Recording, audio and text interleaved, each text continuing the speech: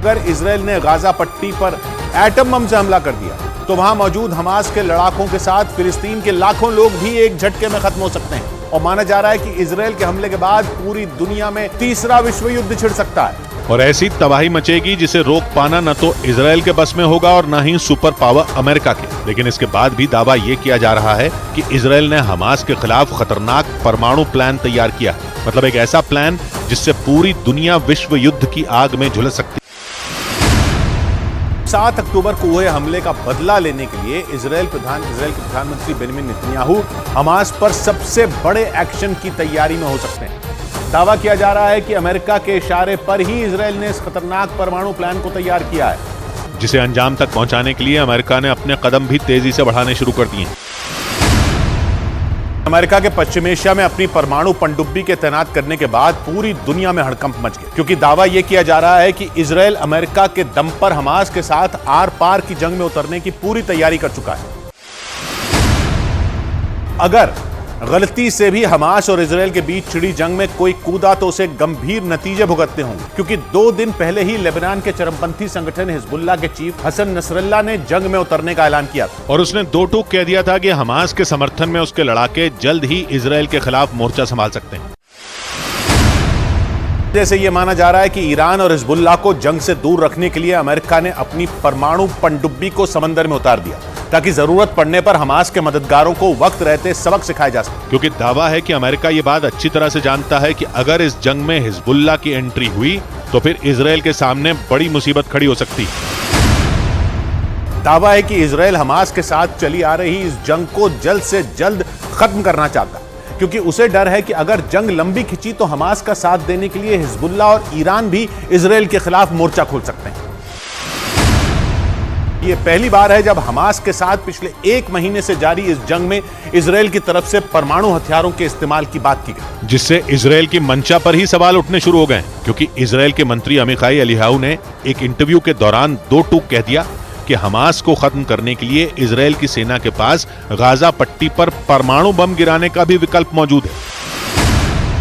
Hamas ने आरोप लगाया कि सिर्फ इजराइल के मंत्री अमिखाई एलियाहू की मंशा ही गाजा पट्टी पर परमाणु बम गिराने की नहीं है, बल्कि प्रधानमंत्री बेंजामिन नेतन्याहू भी यही चाहते हैं। मिटाने की आड़ में पूरी गाजा पट्टी को ही खत्म कर देना चाहते हैं। हमास का आरोप है कि इजराइल की सेना गाजा पट्टी में नरसंहार पर उतरी हुई, वो लगातार आसमान से बमों और मिसाइलों की बारिश कर रही है। लेबनान के चरमपंथी संगठन हिजबुल्लाह ने दावा किया कि इजराइल की तरफ से किए गए एक हमले में लेबनान में 4 लोगों की मौत हो गई, जिनमें 3 बच्चे शामिल हैं। इस हमले के बाद इस कट्टरपंथी संगठन ने इजराइल को गंभीर परिणाम भुगतने की धमकी दे दी और यह ऐलान किया कि जल्द ही इजराइल को इसकी भारी कीमत चुकानी पड़ सकती है। और हिजबुल्लाह ने ऐसा किया भी, क्योंकि इजराइल के इस हमले के कुछ ही घंटों बाद उसने उत्तरी इजराइल के शहर किरियात शिमोना पर एक बार फिर हमले कर दिए।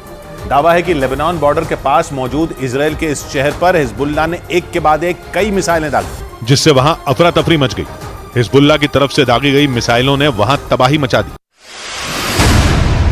नेतन्याहू ने युद्ध विराम से जुड़े अमेरिका के सुझाव को मानने से इनकार कर दिया। वैसे नेतन्याहू पहले भी कई बार युद्ध विराम से मना कर चुके हैं और उनके हर बयान के बाद गाजा पर हमले तेज कर दिए गए और इजराइल की वायुसेना के अधिकारियों से इस बारे में बात की, क्योंकि इजराइल गाजा में लगातार एयर स्ट्राइक कर रहा है। उसके बमों की बारिश ने गाजा को उजाड़ कर रख दिया। इजराइल इस मामले में किसी की नहीं सुनेगा, फिर चाहे वो उसका दोस्त हो या दुश्मन। माना जा रहा है कि ऐसा कहकर नेतन्याहू ने अमेरिका को कड़ा संदेश दिया, क्योंकि पिछले ही हफ्ते बाइडेन ने इजराइल को कुछ वक्त के लिए हमले रोकने का सुझाव दिया था और दलील दी थी कि इससे गाजा में फंसे निर्दोष लोगों को वहां से निकलने का समय मिल जाएगा। लेकिन इजराइल ने बाइडेन के इस सुझाव को नजरअंदाज कर दिया। बंधकों की रिहाई नहीं हो पाई।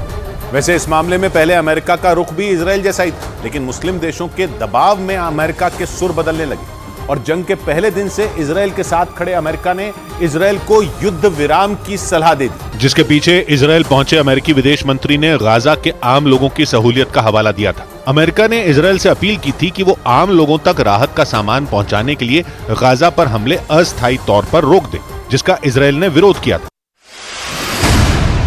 गाजा में भयंकर जंग जारी रखने पर अड़े रहे।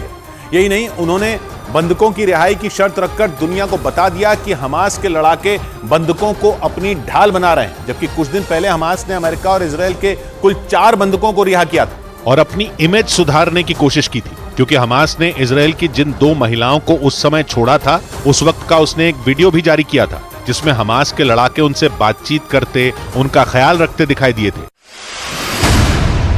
इस मुद्दे पर अमेरिका ने भी नर्म तेवर दिखाने शुरू कर दिए। सीज फायर पर इसी उठापटक के बीच अमेरिकी खुफिया एजेंसी CIA के चीफ इजराइल पहुंच गए और दावा किया गया कि CIA चीफ अपने इस दौरे पर इजराइल के नेताओं और खुफिया विभाग के अधिकारियों से बात करेंगे, जिसमें बंधकों का मुद्दा भी उठ सकता है। अमेरिकी खुफिया एजेंसी CIA के चीफ विलियम जे बर्न्स के इजराइल दौरे पर अमेरिका के एक बड़े अधिकारी ने जानकारी दी और दावा किया कि बर्न्स का दौरा हमास से बंधकों को छुड़ाने में मददगार हो सकता है। इजराइल के गाजा पर किए गए हमलों में कई बंधक भाग गए, जिनकी इजराइल के हवाई हमलों में मौत हो गई। मतलब यह कि हमास ने इजराइल पर बंधकों की जान लेने का आरोप लगा दिया। यह खबर न्यूज एजेंसी रॉयटर्स ने दी, जिसके बाद बंधकों के मामले में नया पेच फंस गया, क्योंकि न्यूज एजेंसी रॉयटर्स के मुताबिक हमास ने दावा किया कि गाजा पर इजराइल के हमले के बाद उसके कब्जे से 60 बंधक भाग गए। इजराइल की सेना उनकी मदद भी करेगी, क्योंकि इजराइल के रक्षा मंत्री का कहना है कि वो गाजा में एक ऐसा रास्ता बना देंगे जिससे लोग सुरक्षित जगह पहुंच जाएंगे। लेकिन हमास ने इस काम में भी टांग अड़ा दी, क्योंकि इजराइल ने आरोप लगाया कि हमास की नीयत बंधकों को छोड़ने की है ही नहीं, क्योंकि बंधक ही हैं जो जंग में उसकी ढाल बने हुए हैं। इजराइल ने बार बार ये बात दोहराई कि वो गाजा में हमले तब तक नहीं रोकेगा जब तक हमास खत्म नहीं हो जाता, क्योंकि इजराइल का मानना है कि सीज फायर होने पर हमास को अपनी ताकत बढ़ाने का मौका मिल सकता है और इजराइल किसी कीमत पर ऐसा नहीं चाहेगा। और इसीलिए नेतन्याहू ने अमेरिका से खुलकर बोल दिया कि अगर युद्ध विराम हुआ तो हमास को फिर से एकजुट होने और हथियार जमा करने का समय मिल जाएगा। इजराइल के इस रवैये से संयुक्त राष्ट्र भड़क गया और एक बयान जारी किया जिसमें इजराइल से तुरंत युद्ध विराम करने को कहा गया, क्योंकि संयुक्त राष्ट्र का कहना है कि हमास और इजराइल की इस जंग से सबसे ज्यादा नुकसान आम लोगों का हो रहा है और मरने वालों का आंकड़ा बढ़ता जा रहा है। संयुक्त राष्ट्र की अलग अलग एजेंसियों ने इस मुद्दे पर केवल नाराजगी ही नहीं जताई, बल्कि इजराइल से तुरंत युद्ध विराम करने को कहा। गाजा में इजराइल के हमलों में करीब 10,000 लोगों की मौत हो गई, लेकिन इजराइल न तो अमेरिका की और न ही संयुक्त राष्ट्र की बात मानने के मूड में दिखा, क्योंकि संयुक्त राष्ट्र के बयान के बाद इजराइल ने बिना देर किए जवाब दिया और संयुक्त राष्ट्र से बोल दिया कि वो युद्ध विराम शब्द को अपने शब्दकोश से निकाल दें, क्योंकि इजराइल तब तक लड़ेगा जब तक हमास से जीत नहीं जाता। जिसका मतलब ये हुआ कि इजराइल सीज फायर के मुद्दे पर एक बार फिर संयुक्त राष्ट्र से भिड़ गया। इससे पहले संयुक्त राष्ट्र महासचिव के फिलिस्तीन के पक्ष में दिए बयान पर भी इजराइल भड़क चुका है। इजराइल और हमास की जंग अमेरिका और ईरान के बीच 35 साल बाद दूसरा युद्ध करवा सकती है। अमेरिका और ईरान पुराने दुश्मन हैं और बीते कुछ साल से जंग की दहलीज पर खड़े हैं। हालांकि दोनों के बीच हाई टेंशन के बावजूद फिलहाल ऐसी नौबत नहीं आई है कि वो सीधे सीधे भिड़ जाएं। मगर ईरान में डर भरने के लिए अमेरिका ने आखिरकार उसे साफ साफ चिता दिया कि अगर उसने इजराइल पर वार किया या फिर अपने साथी हिजबुल्लाह से इजराइल पर अटैक करवाया तो फिर सीधे अमेरिका से टकराना होगा। यानी 35 साल बाद अमेरिका और ईरान युद्ध के मैदान में बिल्कुल आमने सामने होंगे और एक दूसरे पर दुश्मनी निकालेंगे। अमेरिका और ईरान पहली बार 80 के दशक में लड़े थे। हालांकि लड़ाई उनके बीच नहीं थी, लड़ाई ईरान और इराक के बीच चल रही थी। दोनों 8 साल तक खाड़ी युद्ध लड़े थे। उस लड़ाई में अमेरिका इराक के साथ खड़ा था और इराक जीत गया था। अमेरिका ने फारस की खाड़ी से लेकर आसमान तक ईरान को इतनी बुरी तरह घेरा था कि वो इराक के आगे कमजोर पड़ गया था। मगर तब अमेरिका ने सीधे तौर पर ईरान से जंग का ऐलान नहीं किया था, वो अघोषित युद्ध था। लेकिन इस बार अमेरिका ने पहले ही चेतावनी दे दी। अमेरिका की संसद में भी ईरान को धमकाने वाला ऐसा प्रस्ताव लाने की तैयारी है जिसमें अमेरिका की सरकार से सिफारिश की जाएगी कि अगर हिजबुल्लाह ने इजराइल के खिलाफ जंग का मोर्चा खोला तो अमेरिका ईरान पर हमला कर दे। यानी अमेरिका की संसद भी ईरान को चेतावनी देने की प्लानिंग में है कि अगर उसने गाजा की जंग को हवा देने की कोशिश की तो फिर वो भी नहीं बचेगा। इधर हिजबुल्लाह इजराइल के खिलाफ जंग शुरू करेगा, उधर अमेरिका ईरान पर बम गिरा देगा। इजराइल के उत्तरी इलाके पर लेबनान की तरफ से हिजबुल्लाह के हमले बढ़ते ही जा रहे हैं। ऐसे में आशंका गहरा गई है कि हिजबुल्लाह इजराइल के खिलाफ आधिकारिक तौर पर युद्ध छेड़ सकता है। इसलिए अमेरिकी संसद में ईरान को चेतावनी देता प्रस्ताव लाने की प्लानिंग है। लेकिन आज का ईरान 35 साल पुराना वो ईरान नहीं है जो खाड़ी युद्ध में अमेरिका के हाथों हार गया था। 1980 के दशक के ईरान और आज के ईरान में जमीन आसमान का फर्क है।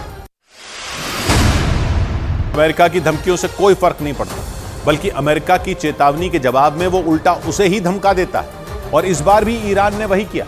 उसने धमकी दी कि अगर अमेरिका ने गाजा पट्टी में तुरंत सीज फायर नहीं करवाया तो उसे भयानक अंजाम भुगतना होगा। क्योंकि ईरान का कहना है कि अमेरिका के समर्थन की वजह से ही इजरायल गाजा पर अंधाधुंध हमले कर रहा है। ऐसे में ईरान के रक्षा मंत्री ने धमकी दी कि अगर अमेरिका तुरंत गाजा पर इजरायल के हमले नहीं रुकवा पाता तो उसे भारी नुकसान उठाना पड़ेगा। इजरायल के गाजा पर हमलों में करीब 10,000 लोग मारे जा चुके हैं। इस वजह से मुस्लिम देश इजरायल और अमेरिका पर आग बबूला है। अमेरिका पर दबाव है कि वो इजरायल पर नकेल कस के गाजा के आम लोगों को बचाए। यही बात करने के लिए पिछले हफ्ते अमेरिका के विदेश मंत्री एंथनी ब्लिंकन इजरायल पहुंचे और वहां उन्होंने इजरायल के पीएम बेंजामिन नेतन्याहू से बंद दरवाजे के पीछे बातचीत करके उन्हें समझाया कि गाजा पर हमलों पर थोड़ा विराम लगाएं ताकि वहां के आम लोगों तक मदद पहुंचाई जा सके, उनकी जान बचाई जा सके।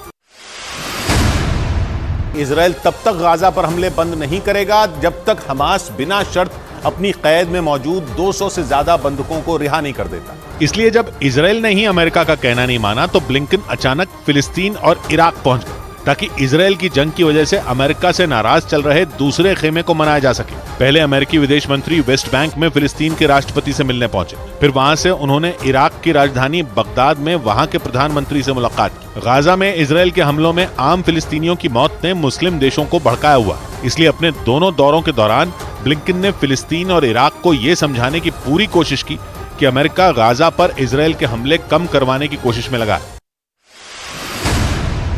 अमेरिकी विदेश मंत्री ब्लिंकन के इराक दौरे के कई मायने हैं, क्योंकि पश्चिम एशिया तो वो पिछले महीने भी गए थे, मगर तब वो इराक नहीं पहुंचे थे। जबकि उस दौरान अमेरिकी विदेश मंत्री ने पश्चिम एशिया का लंबा दौरा किया था और वहां अमेरिका के लगभग हर साथी देश का दरवाजा खटखटाया था। ब्लिंकन इजरायल तो गए ही थे, वो जॉर्डन, बहरीन, कतर, यूएई और सऊदी अरब से लेकर मिस्र जैसे पश्चिम एशिया के 7 देशों के नेताओं से भी मिले थे, मगर इराक को उन्होंने छोड़ दिया था। लेकिन इस बार अपने विदेश मंत्री को इराक भेजकर अमेरिका ने एक तीर से 2 निशाने साधने की कोशिश की, क्योंकि इराक ईरान का न सिर्फ पड़ोसी है बल्कि इराक की सरकार ईरान के काफी करीब भी है। यहाँ तक कि इराक में ऐसे कई लड़ाकों के गुट एक्टिव हैं जिन्हें ईरान पूरा समर्थन करता है। और तो और इराक में अमेरिका के 2,500 सैनिक भी मौजूद हैं जो वहां आतंकी संगठन ISIS से लड़ रहे हैं। मगर पिछले महीने जब ब्लिंकन पश्चिम एशिया के बाकी देशों का दौरा कर रहे थे, उसी दौरान इराक में मौजूद अमेरिकी जवान दुश्मन के निशाने पर आ गए थे और इराक में अमेरिका के सैन्य अड्डों पर हवाई हमलों का सिलसिला शुरू हो गया था।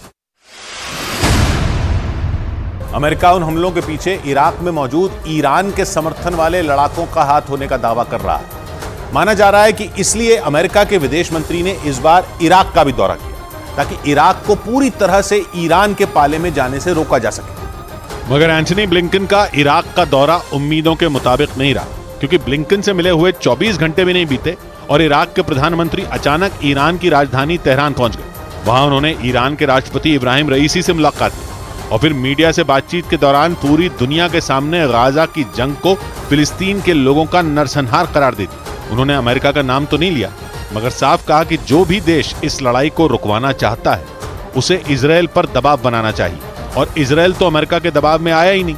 उसने तो पिछले हफ्ते ब्लिंकन को 2 टूक कह दिया था कि हमास के बंधकों को रिहा करने तक गाजा पर हमले नहीं रुकेंगे। अमेरिका इजरायल में अपना सीक्रेट मिलिट्री बेस बना रहा है। पश्चिमी मीडिया के मुताबिक इजरायल पर हुए हमले से 2 महीने पहले ही अमेरिका ने इसकी तैयारी शुरू कर दी, क्योंकि वो जानता है कि अगर इजरायल पर संकट मंडराया तो अमेरिका भी उससे अछूता नहीं रहेगा। यही वजह रही कि हमास के इजरायल पर कत्लेआम मचाने से पहले ही अमेरिका इजरायल के लिए सुरक्षा कवच बनाने की तैयारी में जुट गया था। बताया गया कि अमेरिका अपने उस मिलिट्री बेस को गाजा से कुछ किलोमीटर की दूरी पर ही बनाएगा ताकि जरूरत पड़े तो इजरायल के दुश्मनों की कमर तोड़ी जा सके। इजरायल पर इस बार सिर्फ हमास के लड़ाकों ने ही बंदूकें नहीं तानी है, बल्कि लेबनान के चरमपंथी संगठन हिजबुल्लाह के साथ ही हूथी विद्रोहियों ने भी इजरायल के लिए मुश्किलें खड़ी कर दी हैं। यही वजह रही कि अमेरिका इजरायल के लिए सुरक्षा कवच तैयार करने में जुट गया। कि अमेरिका की नजर फिलिस्तीन के चरमपंथी संगठन हमास पर नहीं बल्कि उसकी ताकत बनकर उसके पीछे खड़े ईरान पर, जो उसकी तबाही की साजिश रचता है, क्योंकि ईरान के पास ऐसी खतरनाक मिसाइलें हैं जो इजरायल में कभी भी तबाही मचा सकती है। और यही वजह रही कि अमेरिका हमास, हिजबुल्लाह और हूथी लड़ाकों पर नहीं बल्कि उन सब के आका ईरान पर नजर गड़ाए बैठा है, क्योंकि इस जंग में हमास की ताकत बनकर उतरा हिजबुल्लाह सिर्फ लेबनान ही नहीं बल्कि इजरायल की सीमा से लगे बाकी देशों में भी एक्टिव है। सीरिया और जॉर्डन में भी उसके कई ठिकाने हैं जहां से वो इजराइल को नुकसान पहुंचाने का एक भी मौका नहीं छोड़ता। इजराइल का आरोप है कि हिजबुल्लाह और हमास की बढ़ती ताकत के पीछे कोई और नहीं बल्कि ईरान है। उस पर दशकों से इस चरमपंथी संगठन को पैसों से लेकर घातक हथियार तक देने के आरोप हैं, क्योंकि ईरान हर हाल में परमाणु ताकत हासिल करना चाहता है। लेकिन अमेरिका और इजराइल ईरान की राह का सबसे बड़ा रोड़ा है। यही वजह रही कि अमेरिका अपने और इजराइल के सबसे बड़े दुश्मन ईरान की हर गतिविधि पर नजर रखे हुए है।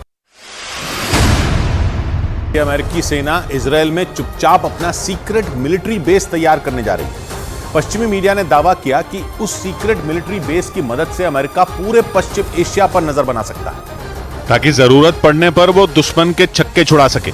पश्चिमी मीडिया के मुताबिक अमेरिका इजराइल में जिस सीक्रेट मिलिट्री बेस को तैयार करने जा रहा है उसे साइट 512 का नाम दिया गया है। और ये सीक्रेट मिलिट्री बेस इजराइल के नेगेव रेगिस्तान में पहाड़ी इलाके के पास स्थित होगा, जहां अमेरिकी सैनिकों के लिए ठहरने की पूरी तैयारी की जा रही है। हालांकि दावा है कि इजराइल में अमेरिका की सेना 2017 से ही मौजूद है और वहां उसके 1000 से ज्यादा सैनिक तैनात हैं। लेकिन जिस तरह से ईरान लगातार अमेरिका को आंख दिखा रहा है, अमेरिका ने अपनी तैयारी को और ज्यादा धार देने का मन बना लिया। ईरान पर अमेरिका ने कई तरह के प्रतिबंध लगा रखे हैं। यही वजह रही कि ईरान को अमेरिका फूटी आंख नहीं सुहाता। लेकिन जिस तरह से हमास ने इजराइल पर हमला किया है, उसे देखते हुए अमेरिका ने जल्द से जल्द वहां अपना बेस बनाने का प्लान तैयार कर लिया, ताकि ईरान की अकड़ तोड़ी जा सके। ब्रिटेन के मीडिया के मुताबिक इजराइल की सेना ने दावा किया कि हमास गाजा में अस्पतालों और स्कूलों को भी ढाल की तरह इस्तेमाल कर रहा है। इजराइल ने सबूत के तौर पर उत्तरी गाजा के शेख हमाद बिन खलीफा अल थानी अस्पताल का एक वीडियो जारी किया, जिसमें हथियारों से लैस कुछ लोग उस अस्पताल के बाहर घूमते नजर आए, जबकि एक टैंक भी अस्पताल के करीब से गुजरता दिखाई दिया। इजराइल की सेना ने दावा किया कि हमास के लड़ाके रात के वक्त शेख हमाद बिन खलीफा अल थानी अस्पताल का इस्तेमाल जंग में कर रहे हैं।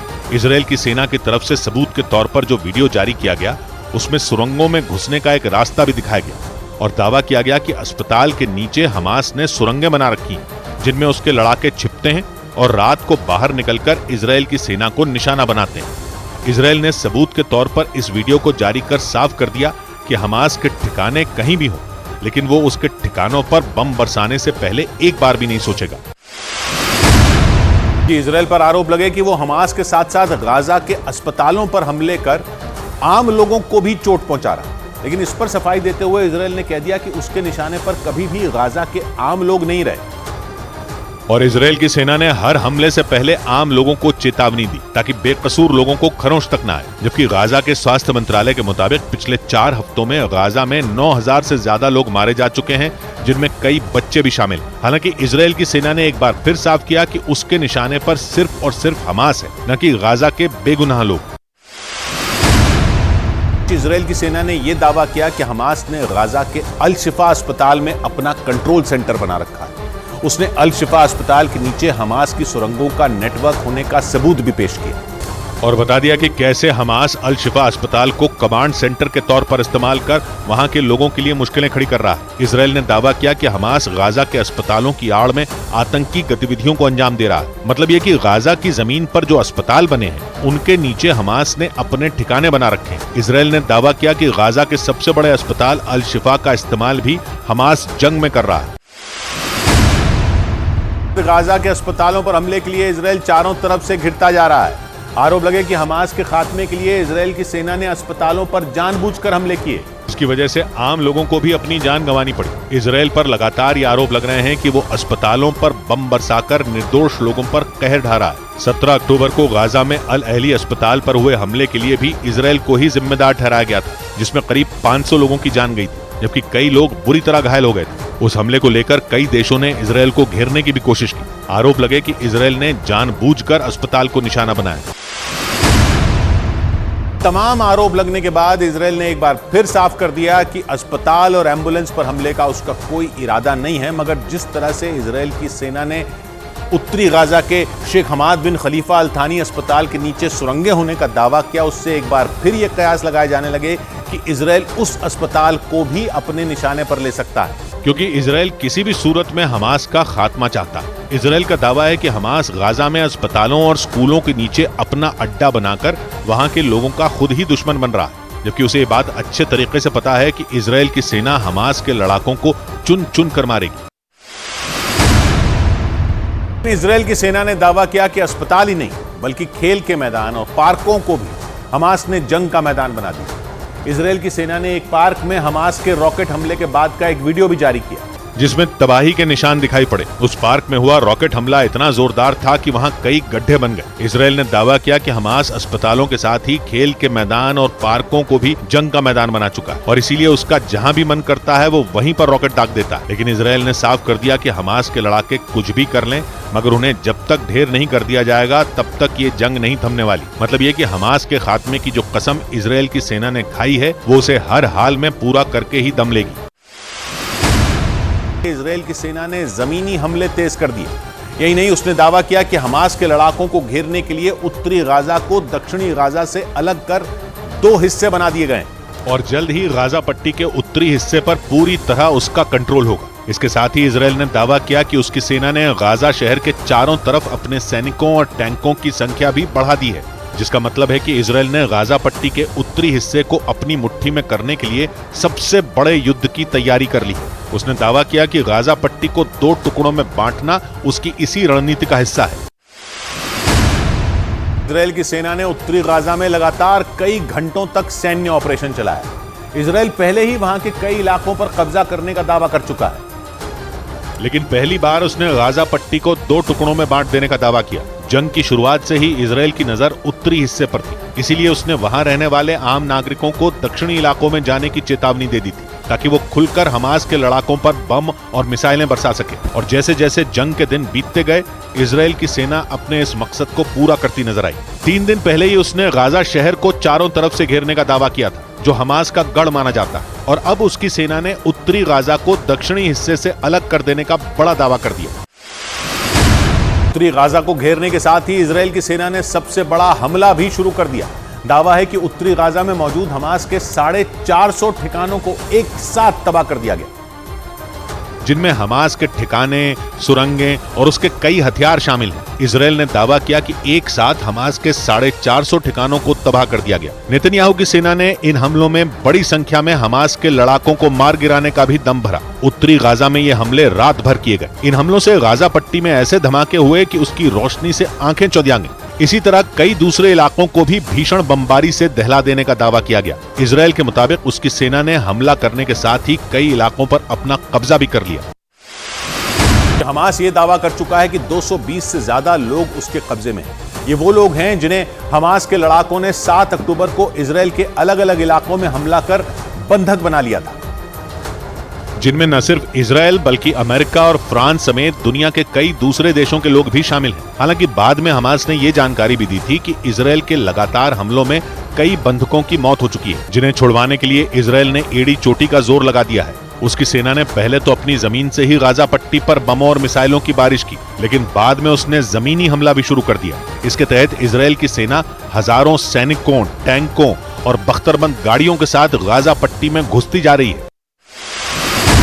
उत्तरी गाजा लगातार इजरायल की सेना का निशाना बन रहा है। माना जाता है कि गाजा पट्टी के ये इलाके हमास की सबसे बड़ी ताकत है, क्योंकि हमास के कई कंट्रोल रूम और उसके कमांडरों के खुफिया ठिकाने उत्तरी गाजा में ही मौजूद हैं। इजरायल का तो यह भी आरोप है कि हमास ने इसी हिस्से में अस्पतालों और स्कूलों की आड़ में लड़ाकों के लिए सैकड़ों सुरंगें भी बना रखी हैं। यानी उत्तरी गाजा हमास का वो कवच है जिसे इजरायल की सेना हर हाल में तोड़ना चाहती है। 2 दिन पहले ही गाजा पट्टी के एक इलाके में उसने हमास के चीफ इस्माइल हानिया के घर पर भी हमला किया था। इस्माइल हानिया 2019 से ही गाजा पट्टी से बाहर है और माना जाता है कि उसने कतर या तुर्की में शरण ले रखी है। इजरायल का दावा है कि उसकी सेना इतनी तैयारी के साथ गाजा पट्टी में दाखिल हुई है कि उसे उत्तरी गाजा पर कब्जा करने में बहुत ज्यादा मुश्किल नहीं होगी। इजरायल ने 3 दिन पहले ही गाजा शहर को घेरने का दावा कर दिया था और उसके बाद से ही इजरायल वहां अपने सैनिकों की संख्या बढ़ाने में जुटा है। यही नहीं, इजरायल का दावा है कि उसने गाजा शहर के चारों तरफ टैंकों और बख्तरबंद गाड़ियों की संख्या भी बढ़ा दी है और उनके जरिए हमास के गढ़ को इस तरह घेर लिया है कि वहां से एक भी लड़ाका नहीं भाग सकता। इसी तरह उत्तरी गाजा के कई दूसरे इलाकों में भी हमास के लड़ाकों को घेरने का दावा किया गया, जिसका मतलब है कि उत्तरी गाजा में हमास के लड़ाकों के सामने अब सबसे बड़ी जंग लड़ने के सिवा दूसरा कोई रास्ता नहीं बचा है, क्योंकि इजरायल के मुताबिक उसकी सेना आसमान से हमला करने के अलावा जमीन में बनी सुरंगों को भी तबाह करते हुए आगे बढ़ रही है। इसी वजह से हमास के लड़ाकों को मजबूरी में बाहर निकलना पड़ रहा है। इजरायल की सेना ने जंग के 30वें दिन अपने हमले और तेज कर दिए। माना जा रहा है कि इजरायल की वायुसेना और थल सेना मिलकर सबसे बड़ा हमला कर सकती है। और यह हमला इतना भीषण होगा कि उत्तरी गाजा से हमास का नामो निशान तक मिट सकता है। इस बीच इजरायल ने वहां के एक इलाके का वीडियो जारी किया जिसमें इजरायल की सेना जमीन के रास्ते हमास के ठिकानों को तबाह करती नजर आई। उस वीडियो में दिखा कि एक इमारत के नजदीक पहुंचते ही इजरायल के सैनिकों ने उस पर ताबड़तोड़ फायरिंग शुरू कर दी। इसके बाद नेतन्याहू की सेना आगे बढ़ी और उसने एक दूसरी इमारत को घेर लिया। इजरायल के मुताबिक उस इमारत में हमास के लड़ाके गोला बारूद बनाते थे। बाद में इजरायल के सैनिकों ने बुलडोजर से उस पूरी इमारत को ही ढहा दिया। दावा है कि इस ऑपरेशन में हमास के कई घातक हथियार भी बरामद किए गए। हालांकि इस दौरान हमास के किसी भी लड़ाके से उनका सामना नहीं हुआ। इजरायल की सेना को उस इलाके पर कब्जा करने में कोई परेशानी नहीं हुई। इजरायल की सेना ने जमीनी हमले के कई और वीडियो भी जारी किए, जिनमें एक वीडियो पिछले हफ्ते का बताया गया। उस वीडियो में उत्तरी गाजा के एक इलाके में इजरायल के कई सैनिक पैदल चलते नजर आए। इसके बाद एक रिहायशी इलाका नजदीक आते ही उन सैनिकों ने अपनी अपनी पोजीशन ले ली। हालांकि वहां फायरिंग करने की नौबत नहीं आई क्योंकि इजरायली सैनिकों के अलावा वहां कोई और नहीं दिखा। बाद में उन सैनिकों ने वहां के एक एक घर की तलाशी ली। इजरायल की पैदल सेना के पीछे ही उसके टैंकों का काफिला भी दिखाई दिया। इस बीच फिलिस्तीन ने आरोप लगाया कि जंग की शुरुआत से गाजा पट्टी में करीब 9,800 लोग मारे जा चुके हैं। इन आंकड़ों को जारी करते हुए फिलिस्तीन के प्रधानमंत्री एक प्रेस कॉन्फ्रेंस के दौरान ही रोने लगे।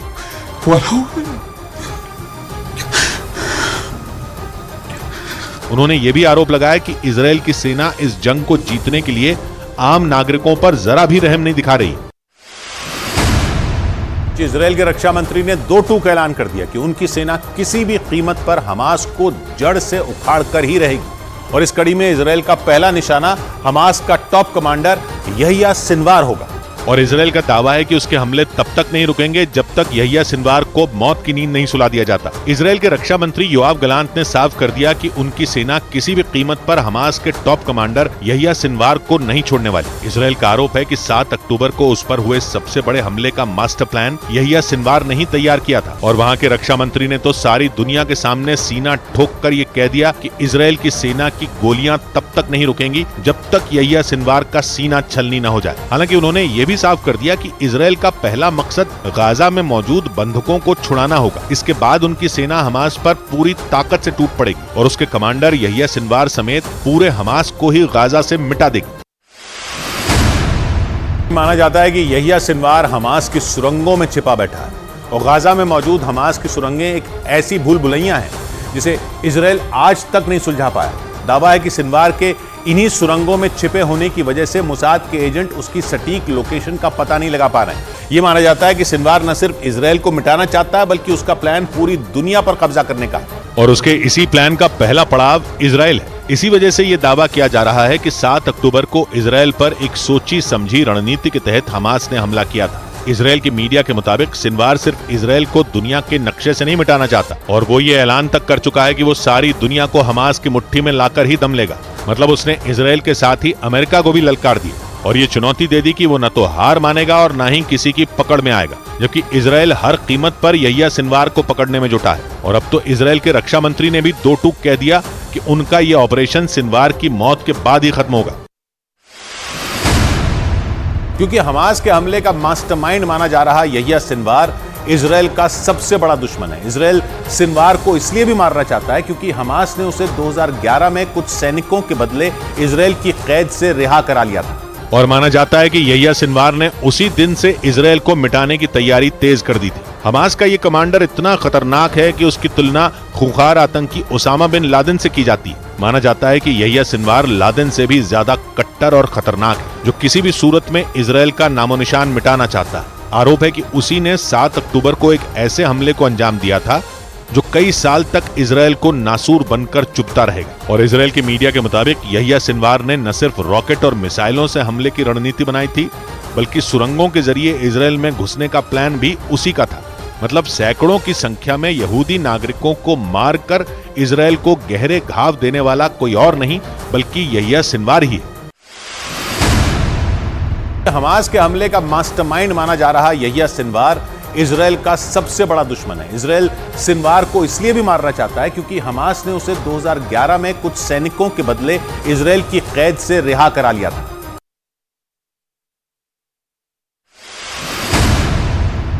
हालांकि इस प्रदर्शन को लेकर अमेरिका की सेना पहले ही अलर्ट थी। न्यूज एजेंसी रॉयटर्स के मुताबिक इसीलिए एक हफ्ते पहले ही तुर्की में अमेरिका के उस एयरबेस की सुरक्षा भी बढ़ा दी गई थी, क्योंकि एयरबेस पर हंगामा मचाने से 3 दिन पहले ही ये प्रदर्शनकारी तुर्की के इस्तांबुल शहर से बसों में रवाना हुए थे, जो करीब 950 किलोमीटर की यात्रा कर तुर्की के अदाना शहर में मौजूद अमेरिका के इंजिलिक एयरबेस के बाहर इकट्ठा हो गए और तेजी से आगे बढ़ते हुए अमेरिकी एयरबेस को घेरने लगे, जिसके बाद वहां तैनात सुरक्षा कर्मियों ने भी मोर्चा संभाल लिया। क्योंकि हाथों में फिलिस्तीन के झंडे लिए प्रदर्शनकारियों के एक गुट ने एयरबेस में घुसने की कोशिश की, जिसके बाद इंजिलिक एयरबेस की सुरक्षा करने वाले जवानों ने आंसू गैस के गोले छोड़े ताकि प्रदर्शनकारियों को तितर-बितर किया जा सके। लेकिन इससे प्रदर्शनकारियों का गुस्सा और ज्यादा भड़क गया और उन्होंने पत्थरबाजी शुरू कर दी, जिसके बाद उन्हें काबू में करने के लिए सुरक्षा कर्मियों ने पानी की बौछार कर दी। लेकिन प्रदर्शनकारी फिर भी नहीं माने और वहां काफी देर तक हंगामा चलता रहा। खबर है कि इस झड़प में कई प्रदर्शनकारी बुरी तरह घायल हो गए। तुर्की में जिस एयरबेस को घेरकर प्रदर्शन किया गया, वहां अमेरिका के कई परमाणु हथियार मौजूद हैं। ऐसे में अगर वहां हल्की सी भी चूक हुई होती तो अमेरिका के परमाणु हथियार खतरे में पड़ सकते थे। हालांकि सुरक्षा कर्मियों ने वक्त रहते उन प्रदर्शनकारियों को वहां से खदेड़ दिया। इंजिलिक एयरबेस अमेरिका के लिए बेहद अहम माना जाता है और अमेरिका की वायुसेना भूमध्य सागर के करीब मौजूद इस बेस की मदद से पूरे पश्चिम एशिया पर नजर रखती है। रॉयटर्स के मुताबिक इस एयरबेस पर अमेरिकी वायुसेना की 39वीं एयरबेस विंग के सैकड़ों जवान और परमाणु हमले करने की ताकत रखने वाले कई लड़ाकू विमान तैनात हैं।